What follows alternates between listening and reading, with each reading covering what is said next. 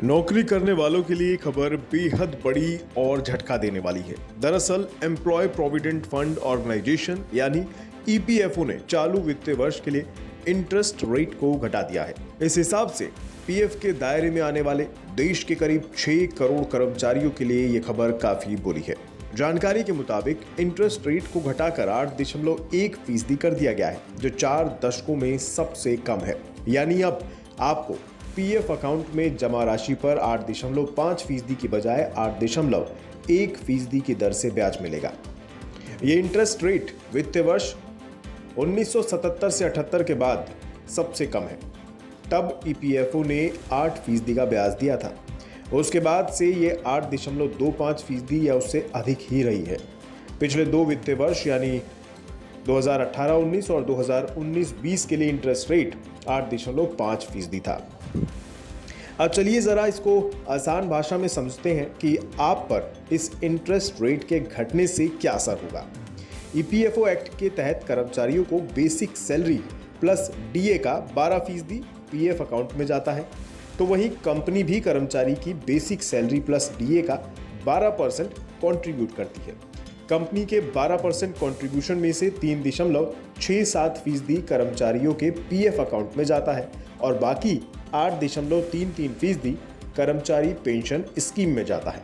ऐसे में मान लीजिए आपके पीएफ अकाउंट में 31 मार्च 2022 तक कुल 5 लाख रुपए जमा है। ऐसे में अगर आपको 8.50% की दर से ब्याज मिलता तो आपको 5 लाख पर 42,500 रुपए ब्याज के रूप में मिल जाते। लेकिन अब क्योंकि ब्याज दर घट चुकी है और घटी हुई ब्याज दर यानी 8.10%, इसके हिसाब से अगर देखें तो आपको 40,500 रुपए ब्याज के रूप में मिलेगा।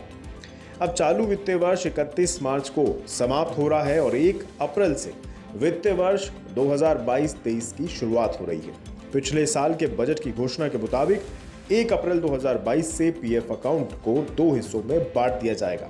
प्रोविडेंट फंड अकाउंट को 2 हिस्सों में इसलिए बांटा जाएगा क्योंकि इससे टैक्स कैलकुलेशन में आसानी होगी। बजट 2021 की घोषणा के मुताबिक एक वित्तीय वर्ष में प्रोविडेंट फंड में 2.5 लाख रुपए है। जमा करने पर इंटरेस्ट इनकम पूरी तरह टैक्स फ्री होगी। उससे ज्यादा निवेश करने पर इंटरेस्ट इनकम टैक्सेबल होगी। ये लिमिट नॉन गवर्नमेंट एम्प्लॉय के लिए है। अगर कोई सरकारी एम्प्लॉय है तो इसके लिए ये लिमिट 5 लाख रुपए है। ये तो बात हुई पीएफ से जुड़े नुकसान और घाटे की। अब आगे बढ़ते हैं। क्या आप जानते हैं ये ब्याज दर बढ़ाने या घटाने का फैसला कौन और कैसे लेता है? नहीं, चलिए बताते हैं। पीएफ में ब्याज दर के निर्णय के लिए सबसे पहले finance investment and audit committee की बैठक होती है।